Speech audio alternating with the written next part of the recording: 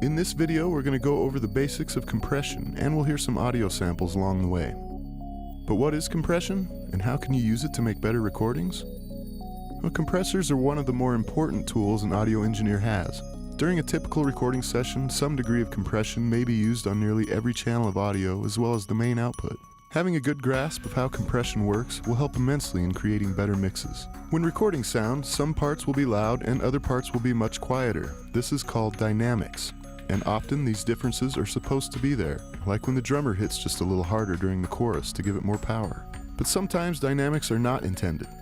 Picture a guitar player strumming those strings a little too hard, or a singer getting a little too close to the mic during a vocal performance. This is where compression comes in. Compression is the art of controlling dynamics over time. With good control over dynamics, mixing will become much easier. Everything from getting the vocal at just the right level to balancing the bass guitar with the kick drum. First, let's quickly explain the basic concept of compression.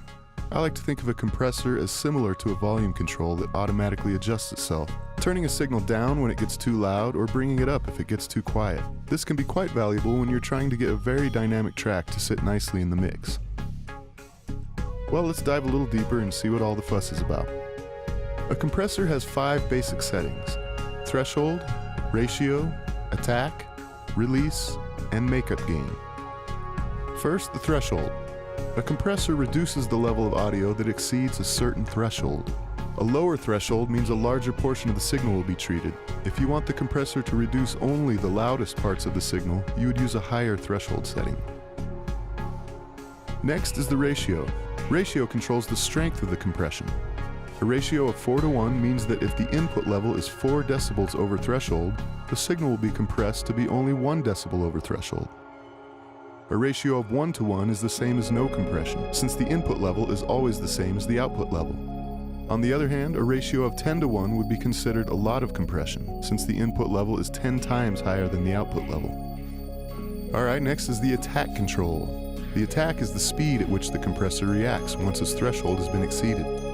A shorter attack will make the signal reduction happen quicker. A longer attack will have a more gradual increase in the reduction until the level specified by the ratio is reached. Next, the release control. The release is pretty much the opposite of the attack. It controls how quickly or slowly the level returns to uncompressed once the signal falls back below the threshold. You'll hear some examples of fast and slow attack and release times in just a moment.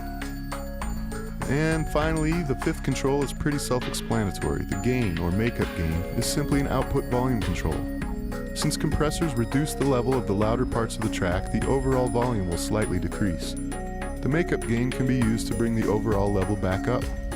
Now with your signal compressed and your makeup gain increased, that channel will stand out in front of the other tracks whose level may have wider dynamics but won't remain as consistently loud.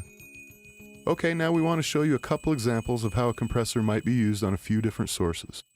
We'll begin with a ratio of around 4:1 with fast attack and medium release. Let's play the track, and then starting with the high threshold, let's slowly bring the threshold down until we're seeing some action on the gain reduction meter. Photos turn from white to red. Window pane you framed and flayed. Photos turn from white to red. Window pane you framed and flayed. Said you were never gonna come back. Photos turn from white to red.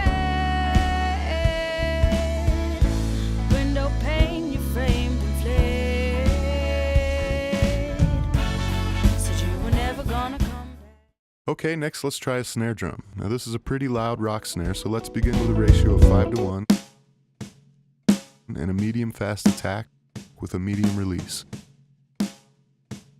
This slightly slower attack will let the initial transient of the drum through, which will sound a bit more natural than if we clamp down on it right away with a really fast attack.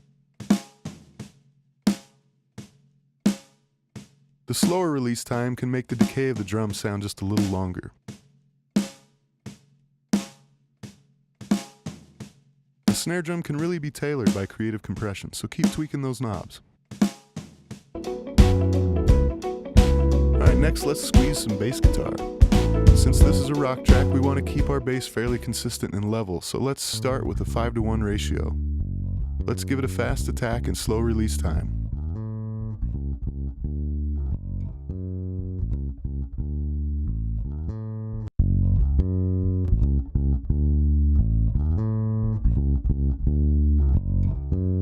The slower release will help us avoid any pumping or breathing artifacts, which often result from aggressively set compression.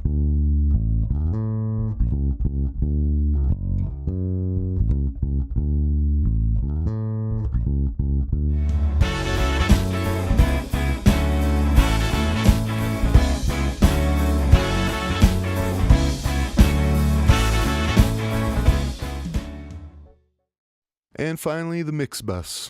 Many engineers call compression on a mix bus the glue that holds your mix together. If you've had good control over your dynamics up till this point, you should not need to compress your mix too heavily. I like to start with a ratio of 2:1 and a short attack with a long release. Let's adjust the threshold until we're seeing just a bit of reduction.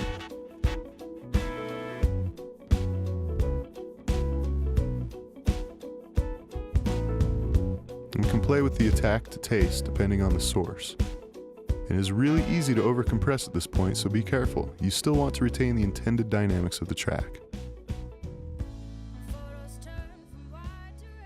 Okay, stay tuned for more installments where we will cover more compression tips and tricks.